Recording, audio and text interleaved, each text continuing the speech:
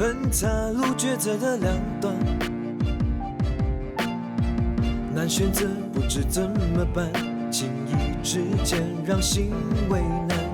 一念之差，一心之间，人生路有不测变幻，黑白间的隔墙，要如何判断？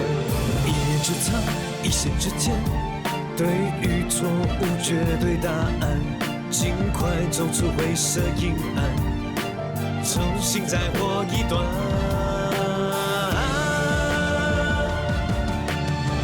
拒绝这诱惑的迷幻，捍卫着行者不变的答案。别为了那欲望掉入了深渊黑暗，要感受心中那股炽热力量。我不断反复地想燃起心中太阳，朝着光一定不会遗忘。聚在心里的黑暗，聚起不去的能量。无论何时坚信着我的信仰。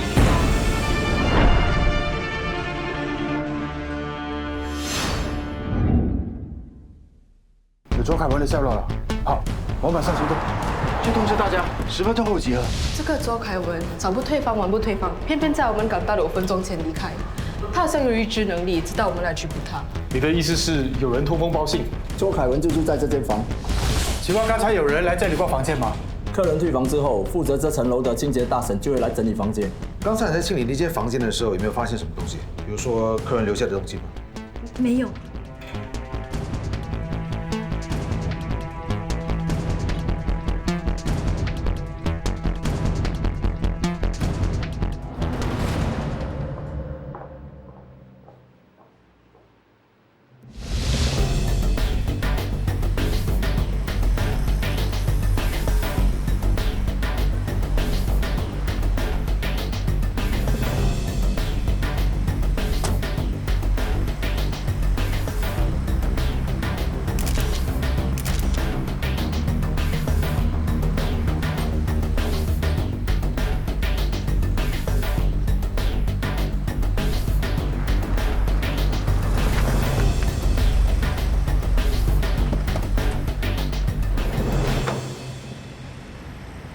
Ma'am， 大约半小时前，一辆货车闯红灯，撞伤了一名正在过马路的中年男子，之后逃离现场。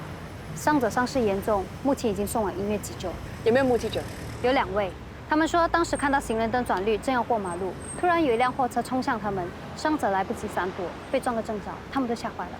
货车撞伤人后有紧急刹车，不过只停留了几秒就迅速的开走。目击者有没有看清楚货车的车牌号码？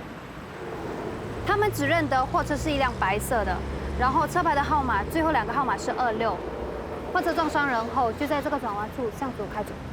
有没有看清楚司机的样子呢？他们只记得车上有2个男人，但并没有看清楚样子。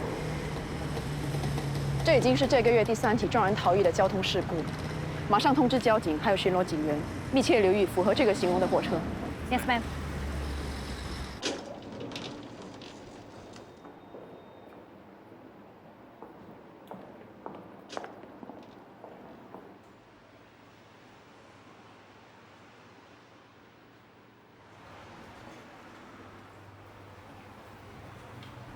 你们怎么会在这里？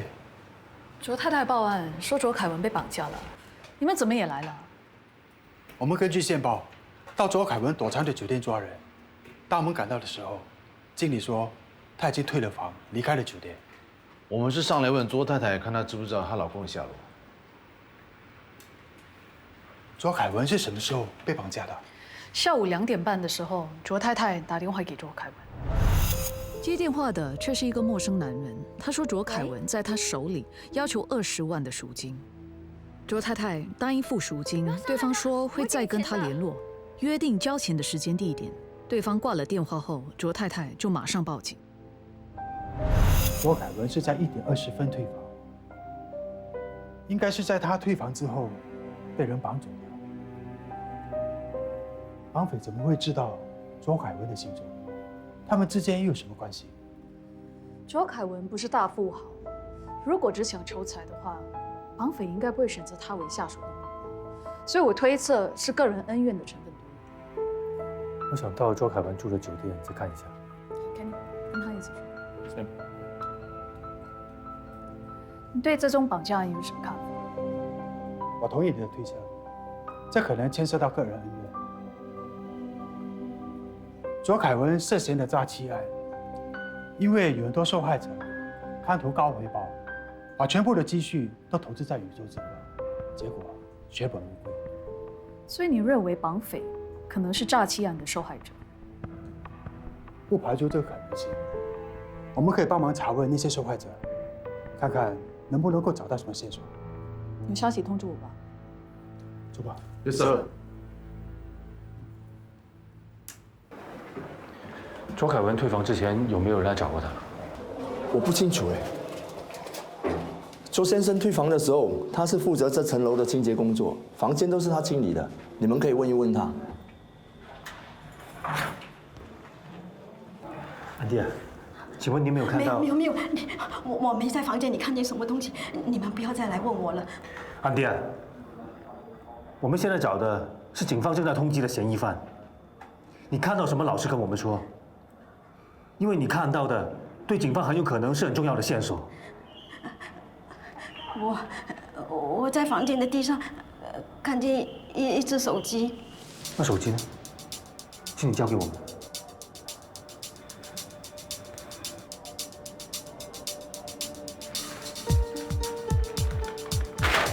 幸亏你观察力强，看出那个大神有问题，我们总算有收获了。这个电话要用密码才能打开，可能要花点时间。里面一定有重要的线索。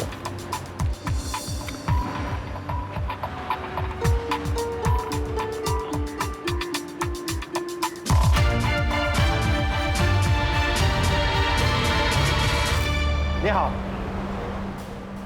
我们是专门罪案处理处的警员。什么事啊？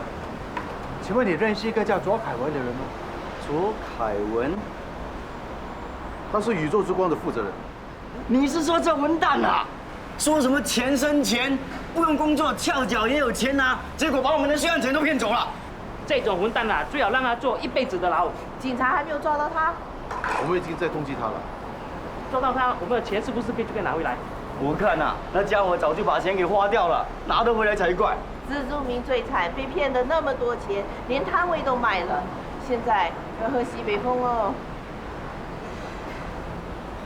自助民是不是在这里经营面档？对呀，不过他今天没开档。早上他跟我接货车，说好下午2点回来还车的，现在都4点了，还不见他的人影。打电话给他，他也不接。那好。 谢谢你们，不客气，不客气。是，我想起来了，蜘蛛明的相好是面摊的老板娘，之前因为女佣非法放贷而被判坐牢。没想到他也是受害者之一，连摊位都没了。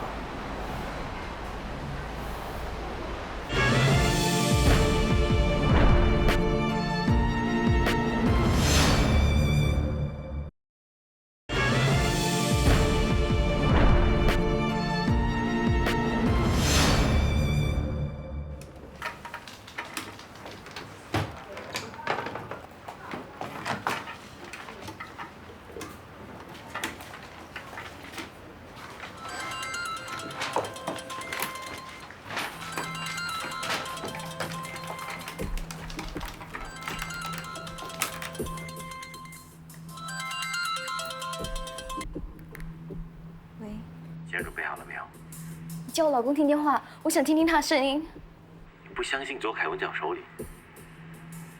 他穿着青蓝灰的长袖衬衫，褐色的西装裤。求求你不要伤害他。你要他没事，就乖乖照着我的话去做。你说，我一定做到的。1个钟头后，带着钱搭地铁到物理地铁站下车，我会再给你联络的。那个地铁站离我家很远。 我还要去银行提款，1个钟头恐怕来不及。你再给我1个钟头好不好？我一定会把钱带到的。好吧，2个钟头后我在那边等你，我会再跟你联络的。如果你敢报警的话，就等着替你老公收拾吧。喂，查他电话的地点来源。电话讯号是来自红山一带。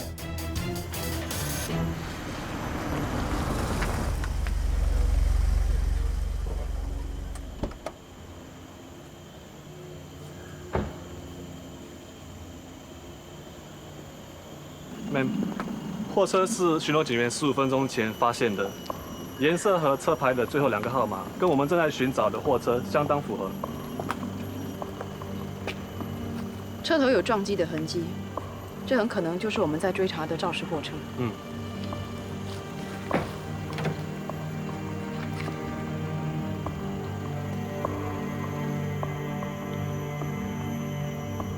车没油了，司机才会弃车逃跑。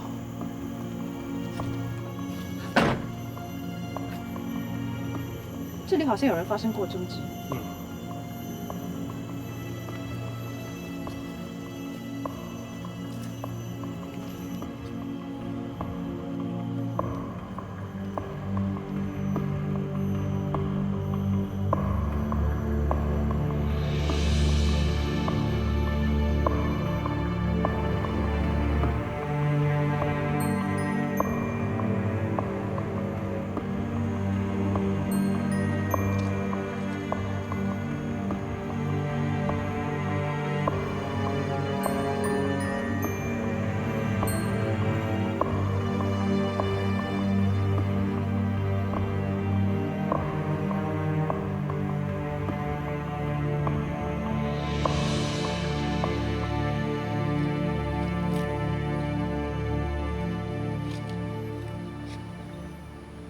我们四处搜索吧。Yes, ma'am.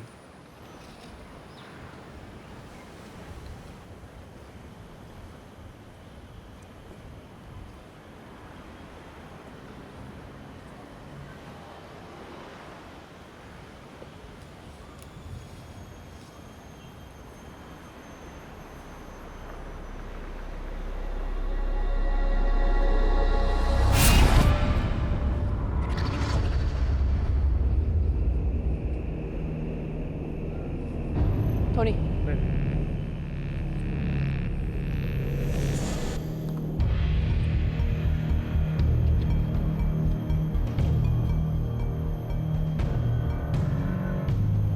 他没有气息了。ma'am， 死者叫左凯文。马上通知总部，这里发生命案。Yes, ma'am。我们去了左凯文常去的小贩中心查问，那里有好几名小贩都上了他的当。其中一名叫张志明，外号蜘蛛明的摊贩，还卖掉他的摊位，把钱全部投资在宇宙之光，是他们当中骗走最多钱的人。我没记错的话，张志明是之前女佣雪香服饰案的嫌犯。他还是交警张桂香的父亲。你们怀疑他跟绑架案有关吗？其中一名叫王水发的摊贩说，张志明今早向他借了货车，说好下午2点钟回来还车，可是到现在还不见踪影，连手机都联络不上。张志明连谋生的摊位被卓凯文骗走，自然对卓凯文怀恨在心，有干案的动机，加上他行踪不明，的确可以。那你们知道他借走的货车是什么样子的吗？我们问过王水发，他说是一辆白色的小型货车。想到什么？我和 Kenny 到周凯文住的酒店进行调查，我们在酒店外面发现有一个 CCTV， 正好对准酒店的出口，任何从酒店出入甚至是经过的车辆都会被拍到。我们向有关的单位拿了监视录像来看，我特别留意在1点20分之后的情况。我们在1点25分发现有一辆白色的小型货车离开酒店，货车的颜色一样，时间也正好是卓凯文离开酒店后不久。看来张志明的嫌疑很大。张志明有可能是绑匪。秦汉，把张志明的照片发给同事们，让他们留意这个人。另外，我们要去问一问张桂祥，了解张志明的行踪。这个让我去吧。你在卓凯文的酒店房间里还查到什么线索？我们在酒店找到了负责打扫周凯文房间的清洁大婶，他说他在周凯文房间的一个角落捡到一只手机。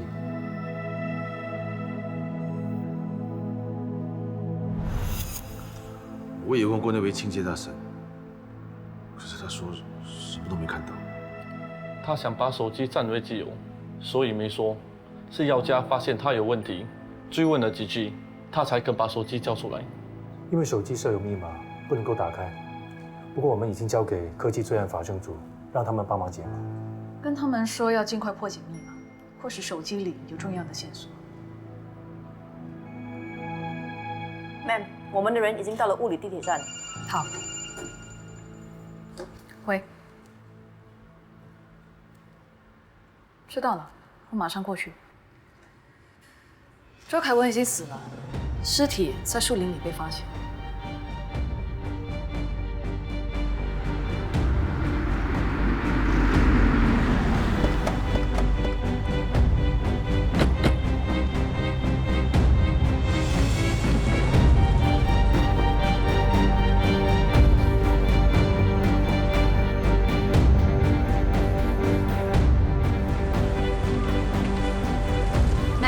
听说是你发现尸体。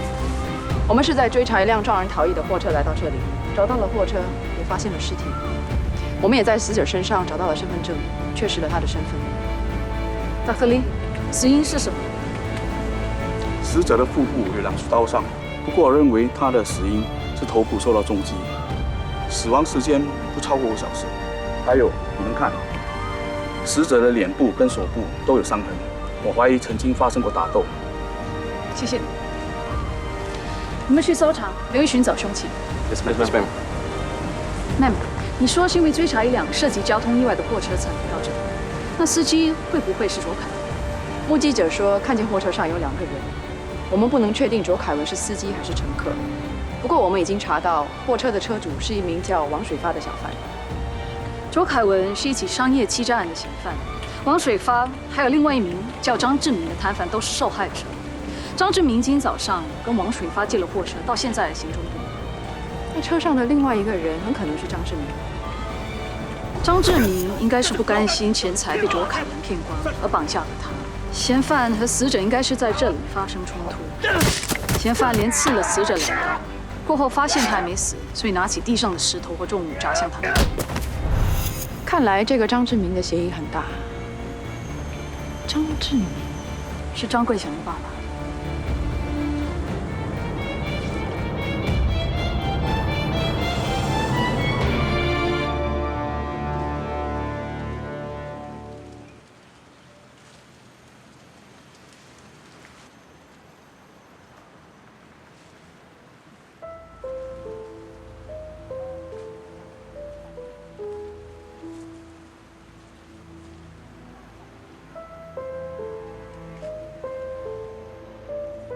Ma'am， 麻烦你过来一下。这里有一组鞋印，是不是跟你之前跟踪的鞋印一样？我们之前在货车附近发现的2组鞋印，跟这组鞋印是不一样的。难道现场有第3者？这里刚好看到案发现场，又不容易被发现。有几种可能性：一就是之前路过的人跟案件毫无关系；另一种可能性就是目睹整个凶案发生的目击者，又或者是张志明的同党，甚至是真正的凶手。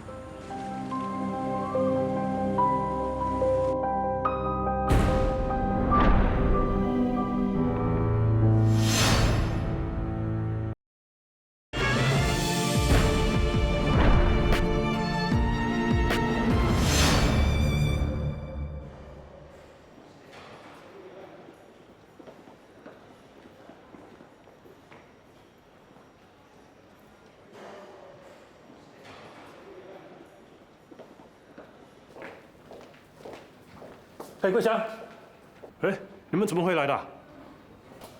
不是被开罚单来交罚款的吧？我们来找你的。你知道卓凯文吧？知道啊，他就是那个搞宇宙之光的人，骗了很多人的钱。我爸也是受害者之一。他死了。我们怀疑涉嫌谋杀卓凯文的是你爸爸张志明。我们有足够的证据显示，你爸爸绑架了卓凯文，更向卓太太勒索20万。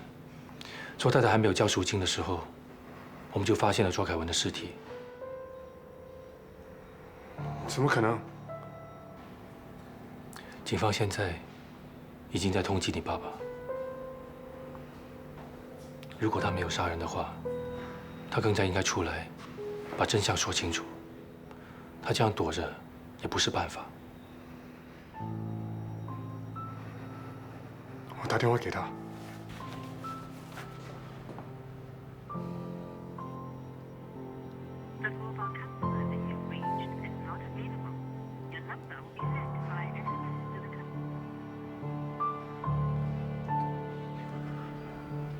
他手机没开。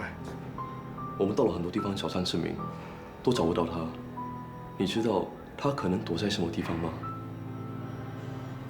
绑匪联络卓太太的时候，我们查出手机是从红山一带打出来的。你知道他在那里附近有没有什么认识的朋友吗？一定是你们弄错了。我爸怎么可能会杀人？他虽然爱吹牛，说自己当年出来混的时候很威风，但其实他胆小的要命。杀人这种事，他不可能不敢去做的，一定不是他，不可能是他。如果他要联系你，或者你知道任何有关于他的消息，记得马上通知我们。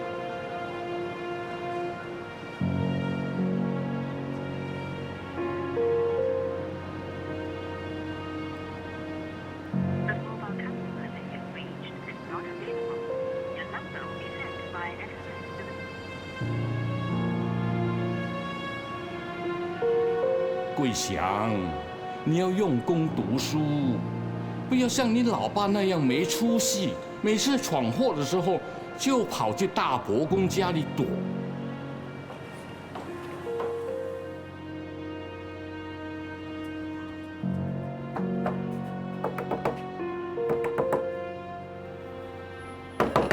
爸，爸，我知道你在里面，你开门啊，爸。开门啊！爸，爸，我是担心你，我是来帮你的。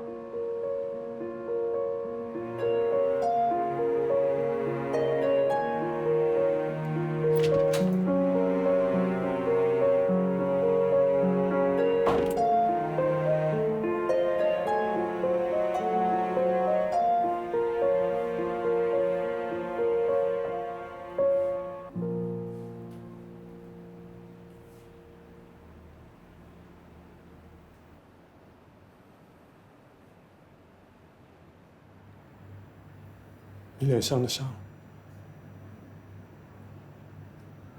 你是不是去找周凯文，跟他打了起来？你是不是绑架了周凯文？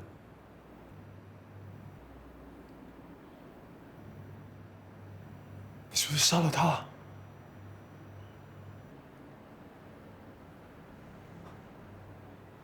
真的杀了人？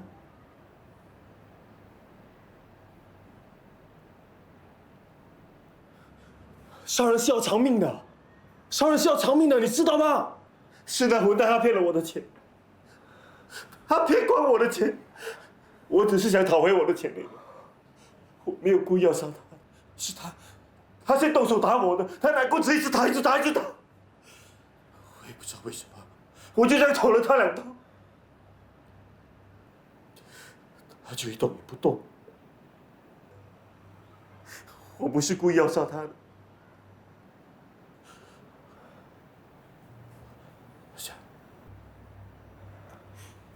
你是警察，你救救我，桂贤。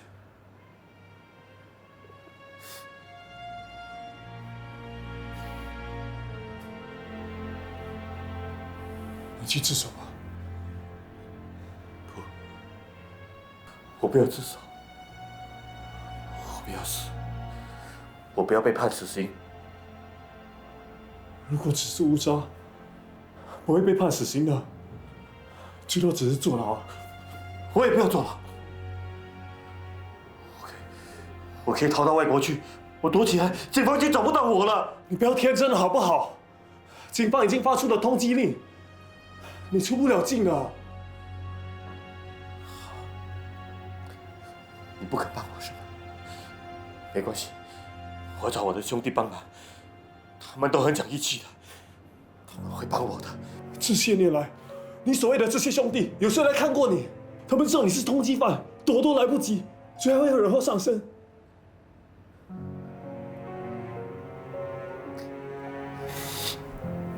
爸，你不是教过我，是男人就要敢做敢当，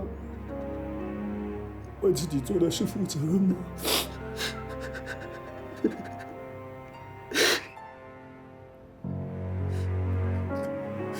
可是爸不想死，你不会死的，我不会丢下你不管的，老爸。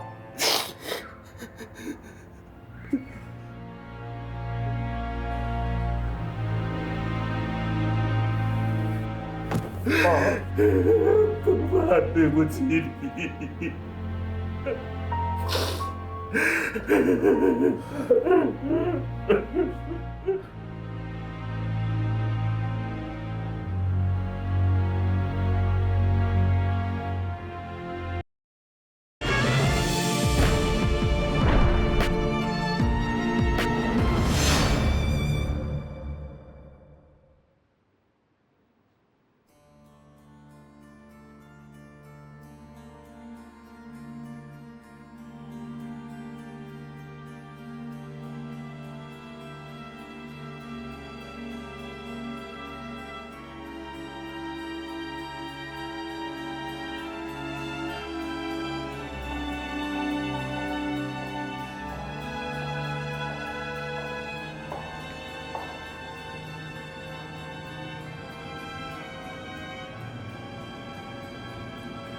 原来你也是警察。对不起，明叔。没事。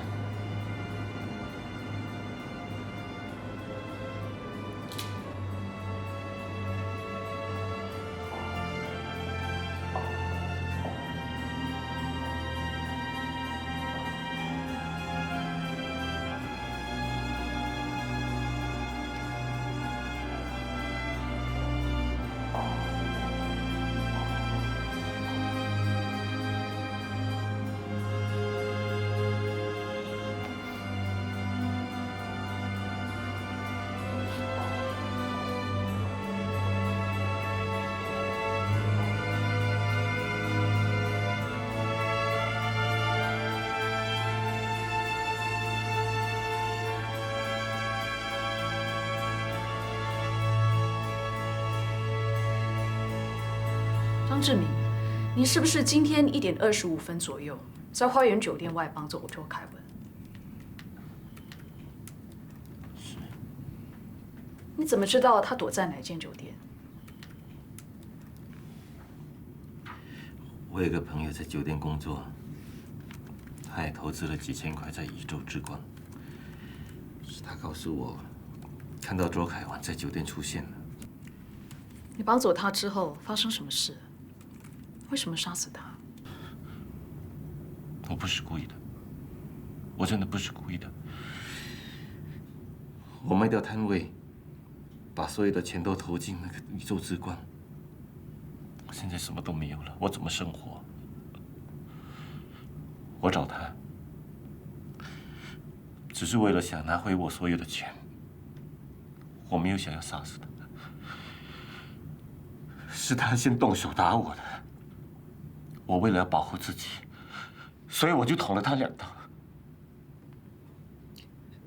你们要相信我，我真的不是故意要杀死他的。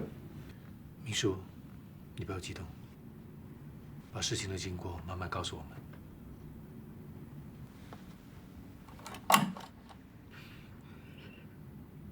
你是不是把他带上你借走的货车？是。那之后发生什么事？你到底要带我去哪里？我叫你开左就开左，开右就开右，问那么多干什么？你要杀我？怕了，怕了就不要做缺德的事。我告诉你，蜘蛛明的钱不是那么容易吞的，你敢吞，敢吞，吞啊！这打我那是开车啊！哪里有这个？哪里有这个？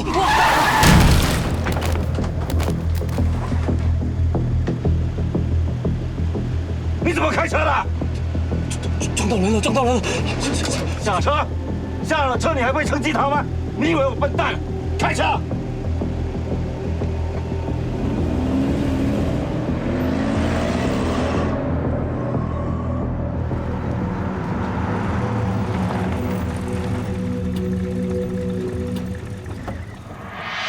你干嘛停车？车没有油了，走不动了。你不要给我耍花样啊！你不相信你自己看吗？我没有骗你。下车，下！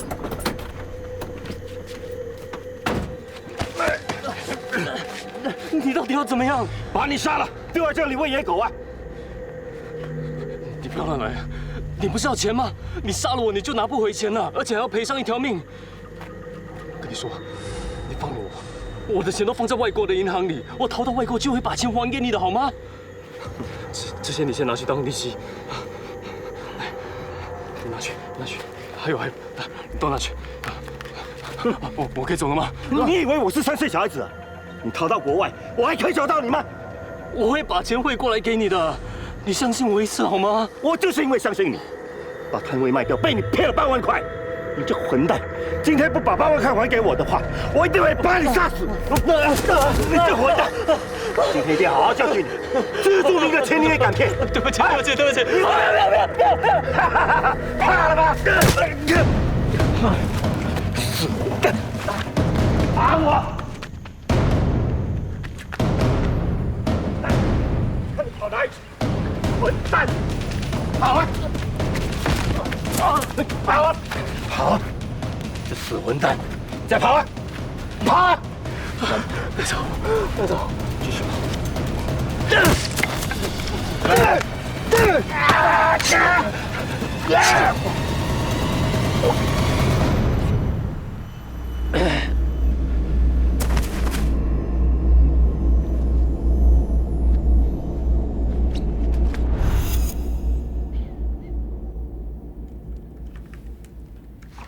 这是你交给警方的美工刀，你是用了这把刀刺进卓凯文的腹部。是。你确定刺了他2刀？你刺了他2刀后，发现他还没死，所以拿起地上的石头或者重物砸向他的头部，给他致命的一击，对吗？没有，我没有用石头砸死他，我只是刺了他2刀，他就躺在地上不动了，然后我就跑掉了。你离开的时候，你确定他已经死了？我不知道，他一动也不动，身上又流那么多血，我自己也很怕。我看他应该是死了。妹，我真的没有存心要杀死他的。那当时在案发现场，除了你，卓凯文，还有别人吗？我怎么知道？我杀了人，我自己都很害怕，我的心也很乱，我根本就没有去注意，当时以为有人在场。你已经杀死他，为什么还要打电话向他的家人勒索赎金？没有打给他，是他老婆自己打来的。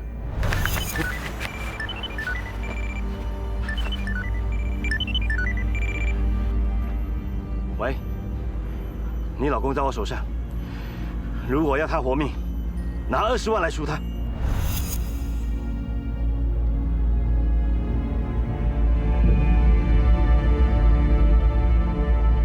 会化验结果证实，那把美工刀上的血迹是卓凯文的，刀上也有张志明的指纹，还有 DNA。可是砸向卓凯文头部的凶器，现在还没有找到。你会不会觉得很奇怪？张志明承认杀了卓凯文，可是他偏偏不承认曾经用重物砸向卓凯文的头部。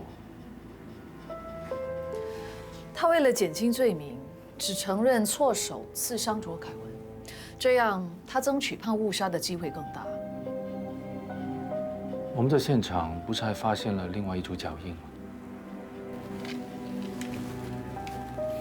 我想做一个大胆的推测：张志明刺了卓凯文2刀之后，他以为卓凯文已经死了，他当时很害怕，后来就逃跑了。这个时候，第三者出现，他发现其实卓凯文还没有死，他就拿起重物砸向卓凯文的头部，导致卓凯文当场死亡。不排除这个可能性，不过还需要更多证据证明这个推测是答案。进来。在酒店房间找到了手机，密码已经破解了，这份是通话记录。奇怪的是，手机接到的最后一通电话是从专门罪案处的办公室打来的。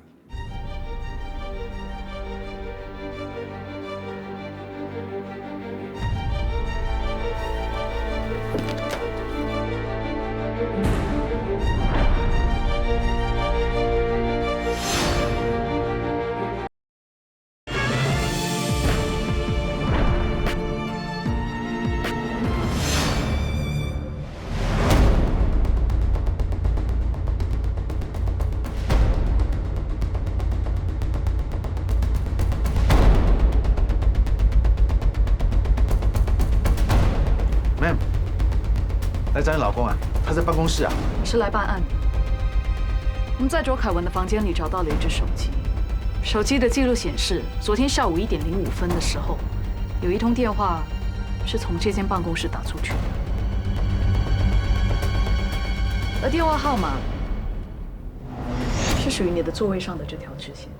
Ma'am， 你不会是怀疑我向卓凯文通风报信吧？那昨天1点05分的时候，你有没有在办公室？我记得12点多，我和妈一起出去吃午餐。后来 Jimmy 打电话通知我说，Sir 要我们在1点10分回来集合。我们赶回办公室，时间刚好是1点10分。我可以作证，我们是跑车赶回来，才没有迟到。他们说的没错，是Sir要我通知所有组员在1点10分集合的。你们集合的目的是什么Sir说他收了线报，说卓凯文躲藏在花园酒店，要我们马上出发抓人。你们到花园酒店，卓凯文已经离开了，而且只是比你们提早几分钟离开，是吗？没错。这通电话很可能是有人向卓凯文通风报信。在集合之前，你们知道卓凯文藏身在花园酒店的事吗？不知道，集合之后才知道。除了你们这一组人，还有谁知道这次的行动？只有我们这组人知道。换句话说，1点05分的时候，在这个办公室里，只有蓝天一个人知道行动的消息。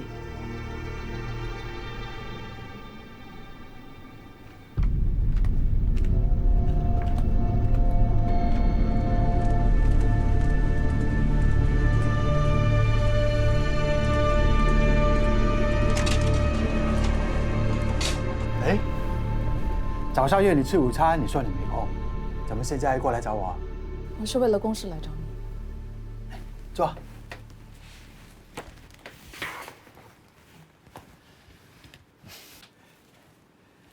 是不是又有什么新的案件要我帮忙处理啊？你们到花园酒店逮捕卓凯文的行动，除了你们这一组人之外，是不是没有别人知道？那是当然，我们的任何行动都不能泄露出去的。你是什么时候接到线报？当时只有你一个人知道吗？我是在下午1点钟接到线报，之后就召集组员10分钟后集合。在这之前，我没告诉任何人关于卓凯文藏身酒店的事。你确定？我确定。干嘛说话的口气，好像在审问犯人一样？你召集组员在1点10分集合，准备出发。但在这之前，有人打电话给卓凯文通风报信，你们才会布了个空。有这样的事？我们在卓凯文的房间里找到了一只手机，有一通电话是从这里打出去的。你的意思是，我这一组有人预先通知卓凯文？我的组员是不会做出这种事的。我问过你的组员，他们都是在集合之后才知道行动的内容。这一通在1点05分从 SED 打出去的电话，你怎么解释？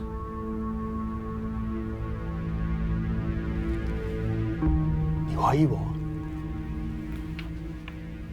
那天，再仔细的想一想，除了你，还有谁知道行动的时间和地点？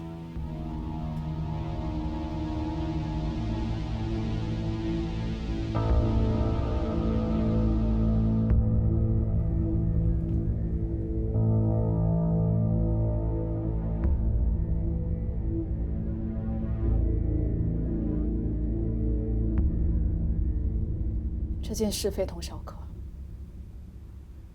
会把所有的证据呈报给局长。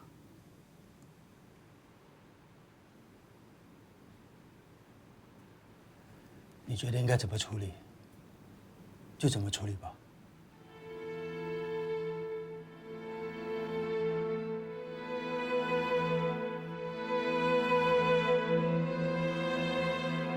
这件事不管是不是有人有意或无意泄露行动的消息，都必须彻查。蓝天，在这段时间，你要暂停职务，接受内部调查，把你手上的工作都交给组员去跟进。Yes, sir. Sir， 怎么样？停职，接受内部调查。Sir， 我相信你。Sir， 我也相信你没有向卓凯文通风报信。我们绝对相信你的为人，一定不会做出这样的事。谢谢你们。只要事情调查清楚，我很快就可以复职。这段时间就当作放假，好好的休息休息。我不在，你们可别偷懒，该做的事就得做好，知道吗？ Yes, sir.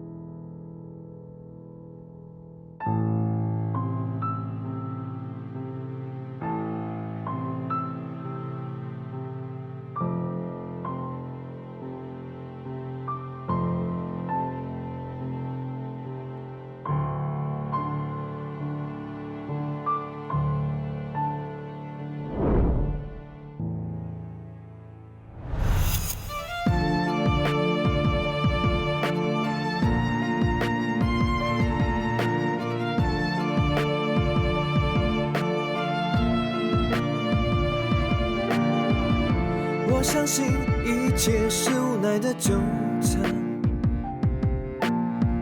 我知道你无法抵抗，终究逃避，独自孤单。一念之差，一线之间，人生路有不测变幻，黑白间的隔墙，要如何判断？一念之差，一线之间，对与错无绝对答案，尽快走出灰色阴暗，重新再活一段。